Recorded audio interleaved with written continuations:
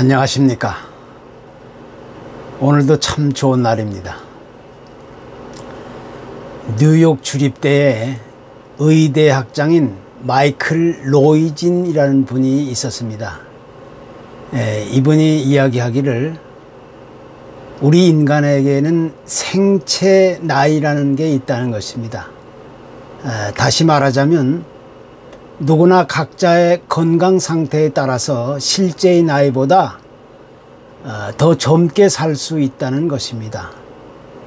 이분의 경우에 있어서 실제 나이가 69세인데 그의 생체 나이는 50.6세로 나왔습니다. 그러니까 실제의 자기 나이보다 20년 정도 젊게 산다는 의미입니다. 물론 사람이 죽고 사는 것은 전적으로 하나님의 뜻에 달려있지만 사는 날까지 얼마나 젊게 사느냐 하는 것은 각자가 자신의 건강 관리를 어떻게 하느냐에 달려있다는 이야기가 되는 것입니다. 특별히 요즘처럼 건강 문제에 대하여 아주 관심이 최고조로 달하는 그런 시대에 있어서 이런 이야기는 아주 흥미로운 이야기가 아닐 수가 없는 겁니다. 그래서 사람들은 각자가 자신의 육신적인 건강을 최고조로 끌어올리기 위해서 온갖 수고와 노력과 또 정성을 게을리하지 않고 있는 것이 오늘날의 현실이기도 한 것입니다. 그런데 사람들마다 자신의 건강을 위해 여러 가지 많은 수고와 노력을 아끼지 않고 있지만 사실 그 기대 수명에는 분명한 한계가 있기 마련인 것입니다. 우리가 보다 건강한 삶을 위해서 음식을 또 조절하고 운동을 하고 또 각종 몸에 좋다는 영양제, 이 보약을 먹으면서 온갖 정성을 기울여 보지만 사실 따지고 보면 그것은 전체의 25%밖에 되지 않는다는 것입니다. 나머지 75%의 건강은 전적으로 각자의 마음에 달려있다는 것입니다. 그래서 정신분석학자들의 말에 의하면 건강을 잃어버리게 되는 이유는 첫째, 사회적인 소외감, 두 번째, 충격적인 사건이나 사고, 그리고 셋째는 자신감의 결여, 그리고 네 번째는 일에 대한 불만 혹은 부정적인 생각이라고 그렇게 이야기하고 있는 것입니다. 한마디로 말해서 우리 인간의 삶에 있어서 가장 중요한 것은 무엇보다 정신적인 마음의 상태, 내적인 건강, 이 영적인 건강, 더 나아가서 속사람의 건강을 들 수 있게 되는 것입니다. 사도 바울의 경우를 한번 생각해 볼 수가 있습니다. 그는 누구보다 육신적으로 또 신체적으로 아주 연약하고 왜소한 사람이었습니다. 평생을 사는 동안 고치기 힘든 그 불치의 질병을 안고 살아갔던 사람이었습니다. 그러나 그는 그 누구보다 정신적으로, 내적으로, 영적으로 건강한 삶을 가지고 있었기 때문에 그렇게 육신적인 불편한 몸을 가지고서라도 순교를 당할 때까지 아주 강건한 삶을 유지할 수 있었던 것입니다. 그 이유는 다른 데 있었던 것이 결코 아닙니다. 그에게는 그 누구도 흉내내기 힘든 속사람의 그 건강을 유지하고 있었기 때문이었습니다. 영어의 헬스라는 이 건강이라는 단어는 본래 홀리라는 거룩함, 온전함이라는 단어에서 파생된 단어입니다. 즉 우리의 인간의 영과 혼과 육을 뜻하는 홀 헬스라는 단어가 거룩하고 온전한 건강을 의미한다는 것입니다. 나의 속사람이 건강할 때 비로소 우리는 거룩하고 온전하고 건강한 아름다운 삶을 되찾을 수 있다는 이야기가 되는 것입니다. 우리 인간은 영과 혼 그리고 몸, 이 세 부분으로 이루어져 있습니다. 그래서 사람들은 누구나 자신의 몸 안에 혼과 영을 가지게 되는데 개인적인 정신이라든가 생각과 감정, 의지 이런 것들을 품고 있는 혼이 있고 또 영원한 생명과 직접 연결되어 있는 영이 있기 마련인 것입니다. 그래서 겉으로 드러나는 외적인 모습에는 몸과 혼으로 이루어졌지만 우리가 그리스도를 믿음으로 가지게 되는 새로운 생명 안에는 우리의 내적이고 영적인 모습, 다시 말해서 우리의 속사람의 모습을 갖추게 되는 것입니다. 그래서 우리가 예수 그리스도의 믿음을 갖기 전까지는 완전히 겉사람에 의지하여 겉사람의 모습을 가지고 살아왔지만 이제 예수 그리스도를 통하여 거듭난 삶을 살아가는 사람들에게는 영원한 생명을 가진 영적인 사람, 속사람의 모습을 가지고 살아가게 되는 것입니다. 특별히 하나님께서 우리 인간을 만드실 때 하나님의 형상대로 만드셨다 이렇게 말씀하고 있는데 이 말의 의미는 우리가 하나님의 모습과 똑같이 만들어졌다는 것이 아니라 우리 안에 이 살아있는 영혼이 하나님을 닮은 존재로 만들어졌다는 사실을 의미하는 것입니다. 우리 인간이 그 어느 다른 동물보다 다른 점은 곧 하나님을 닮은 영적인 존재로 만들어졌다는 데 있는 것입니다. 그러나 인류의 조상 아담과 하와가 하나님의 명령을 어기고 불순종함으로 그로부터 죄를 짓고 우리 인간은 하나님과의 관계가 끊어지고 단절되게 되었습니다. 한마디로 이야기해서 하나님과의 영적인 관계가 깨어지고 영적인 생명이 죽은 상태로 세상을 살아가게 된 것입니다. 그러니까 우리의 속사람이 죽어있는 상태를 말하는 것입니다. 그러나 예수 그리스도 안에서 이제 우리는 새로운 생명을 부여받고 죽어있던 영원한 생명을 다시 살릴 수 있는 기회를 얻게 된 것입니다. 그래서 성경은 바로 그런 상태를 가리켜서 새로운 피조물이라 이렇게 이야기하고 있는 것입니다. 예수 그리스도 안에서 새롭게 이루어진 새로운 피조물을 가리켜 우리는 속사람이다 이렇게 말하게 되는 것입니다. 따라서 우리의 속사람은 그리스도를 닮아가는 삶을 의미하게 되는 것입니다. 무엇보다 지금 우리가 살아가고 있는 이 시대를 자세하게 들여다본다면 이 시대는 눈에 보이는 것만을 전부로 생각하고 살아가는 그런 시대인 것입니다. 이것은 이 시대뿐만이 아니라 하나님이 없는 세속적인 도시가 전부 그래왔고 또 이 시대를 살아가는 세대의 문화가 전부 그러한 현상들로 흘러가고 있는 것입니다. 그래서 사람들마다 어떤 옷을 입고 살아가느냐, 무엇을 먹고 살아가느냐, 어떤 스타일을 가지고 살아가느냐, 어떤 물건을 소유하고 살아가느냐, 어떤 것을 얼마나 어떻게 누리며 살아가느냐, 이런 데 모든 정신이 집중되어 있는 것입니다. 눈에 보이는 것에만 관심을 가지고 거기에만 몰두하게 되는 것입니다. 그래서 이런 사람들을 가리켜서 우리는 겉사람의 모습을 가지고 세상을 살아가는 사람들이라고 이야기하게 되는 것입니다. 그렇다고 우리의 겉사람에 대해서는 전부 부정하고 무시하고 무관심하고 그냥 내버려 두라는 이야기는 절대 아닙니다. 우리가 육신을 가지고 이 세상에 존재하는 한 우리의 겉사람의 모습도 없어서는 안 될 아주 중요한 한 부분인 것입니다. 우리의 겉사람도 아름답게 관리해야 되고 또 건강도 지키고 잘 가꾸어야 할 필요성이 있는 것입니다.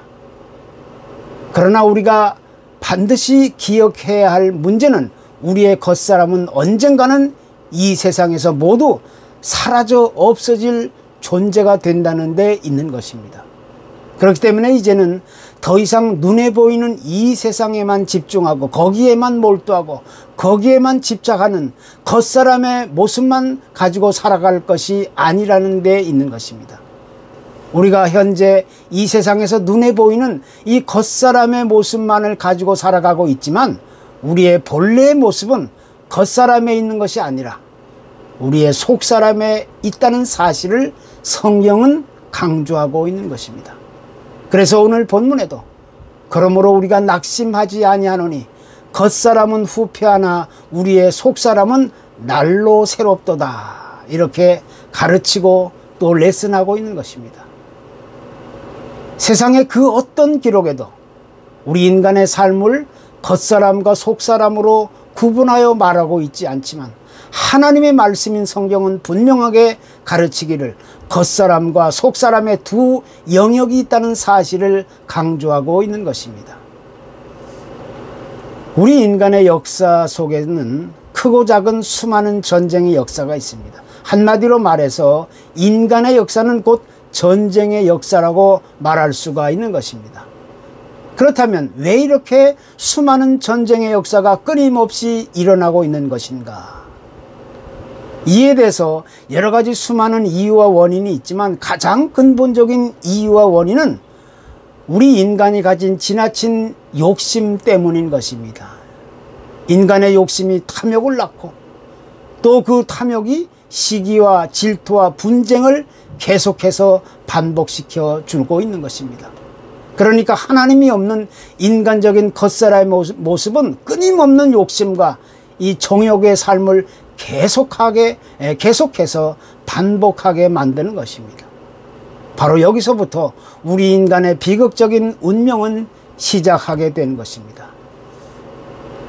그러나 그와는 정반대로 하나님이 없는 이 세상의 인간적인 그런 겉모습과는 다르게 날마다 새롭게 이어지는 속사람이 있다는데 우리는 새로운 기대와 소망을 가질 수 있게 되는 것입니다. 우리 하나님의 사람들에게는 분명하게 하나님이 허락해 주신 영원한 생명이 있고 구원이 있고 또 영원한 하나님의 나라가 우리를 위해서 기다리고 있는 것입니다. 그래서 우리의 겉사람은 날마다 상처를 받고 가슴 아파하고 속상하고 힘들고 무겁고 지친다 할지라도 우리에게는 영원한 생명이 있기 때문에 하나님이 함께 해주시는 속사람이 있기 때문에 우리는 날로 새로워질 수가 있는 것입니다. 우리의 겉사람은 날마다 힘없이 주저앉고 탄식하고 원망하고 사라져가고 있지만 우리의 속사람은 오히려 날마다 새 힘을 얻고 새로워지고 날로 강건해지게 되는 것입니다. 바로 여기에 우리 그리스도인의 속사람의 신비함이 숨어 있는 것입니다. 시간이 가고 세월이 지나면 자동적으로 우리의 겉사람은 점점 늙고 시들어가기 마련입니다. 아무리 이름 있는 명품 화장품을 바를지라도 우리의 육체는 시들고 메마르고 늙어가기 마련인 것입니다. 세상의 모든 것들은 시간과 세월이 지나면 결국 잠깐 있다가 없어지는 아침 안개와 이슬이 될 뿐입니다. 그러나 시간이 지나고 세월이 흘러가도 영원히 변치 않고 낡아지지 않고 시들지 않은 영원한 생명, 그것이 곧 우리의 속사람인 것입니다. 1867년 미국 정부가 러시아로부터 알래스카 땅을 720만 달러에 사들일 때의 일입니다. 그 당시 많은 사람들은 그 쓸모없는 그 불모지 땅, 얼음 땅을 왜 비싼 값에 사들여야 하느냐 하면서 이구동성으로 반대의 목소리를 외쳤습니다. 그때 윌리엄 스워드 국무장관은 반대하는 자들을 향하여 이렇게 외칩니다.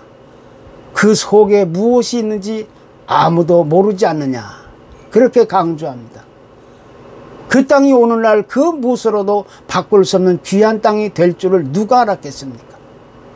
마찬가지로 우리의 모습 속에도 눈에 보이는 겉사람이 있는가 하면 눈에 보이지 않고 귀하고 보배로운 속사람이 있는 것입니다. 그래서 성경은 눈에 보이는 겉사람보다는 눈에 보이지 않는 속사람이 더없이 중요하다는 사실을 가르치고 있는 것입니다. 에베소서 3장 16절에도 성령으로 말미암아 너희 속사람을 강건하게 하옵시며 라는 말씀이 기록되어 있습니다. 그러니까 우리의 속사람은 오직 성령님이 허락해 주시는 신비한 그런 힘과 능력을 통해서 비로소 더 강건해질 수 있다고 성경은 우리에게 강조해 주고 있는 것입니다. 주님의 수제자인 베드로는 인간적으로 볼 때 얼마나 연약하고 미련하고 흠이 많고 또 겁이 많은 사람이었습니까? 인간적으로 보면 그의 겉사람의 모습으로 본다면 그는 완전히 부끄러운 인간, 실패한 인간이었습니다. 그러나 그런 그가 오순절날이 되었을 때 그 누구도 감당하기 힘든, 상상할 수 없었던 이 성령의 강한 능력을 경험한 이후에 완전히 180도 달라진 새로운 사람이 되었습니다. 나중에는 자기 목숨을 기꺼이 바쳐 순교를 당할 정도로 용감하고 강한 사람으로 다시 태어날 수 있었던 것입니다. 그 이유는 오직 한 가지입니다. 그는 누구보다 성령님을 의지하고 성령님의 능력과 도우심을 통해 건강한 영적인 사람, 속사람의 강건함을 되찾아갈 수 있었던 것입니다. 그래서 우리 그리스도인의 삶의 가장 큰 우선순위는 성령의 능력과 신비한 도우심을 통해서 나의 속사람을 강건하게 세워져 가는 데 있는 것입니다. 나의 속사람이 건강하게 세워질 때 비로소 우리는 행복하고 아름다운 삶을 경험할 수 있게 되는 것입니다. 지금 우리가 살고 있는 이 세상 지구촌은 코비드-19의 그 장기화로 인해서 모든 사람들이 지칠 대로 지쳐있고 여러 가지로 심리적인 압박감과 우울증 또 여러 가지 불편함으로 힘들고 피곤해 있는 것이 현실입니다. 그로 인해 사람들은 여러 가지 고민과 갈등과 또 스트레스의 문제들을 안고 괴로워하고 있는 것입니다. 그러나 우리가 이렇게 어렵고 힘든 일을 만난다 할지라도 우리가 낙심하지 아니할 것은 언제나 하나님이 우리와 함께 하시기 때문입니다. 우리 안에 예수 그리스도가 살아 계시기 때문입니다. 그래서 성경은 강조합니다. 우리의 속사람은 우겨쌈을 당하여도 쌓이지 아니하며 답답한 일을 당하여도 낙심하지 아니하며 거꾸로 뜨림을 당하여도 망하지 않는다. 그렇게 성경은 우리에게 선언하고 약속해 주고 있는 것입니다. 비록 우리는 깨어지고 부서지기 쉬운 존재라 할지라도 우리 안에는 영원한 예수 그리스도에 인한 속사람의 강건함이 우리를 언제나 지켜주고 있는 것입니다. 그래서 이제 우리는 그 무엇보다 이 속사람의 건강을 위하여 수고하고 또 달려가 할 그런 때입니다. 감사합니다.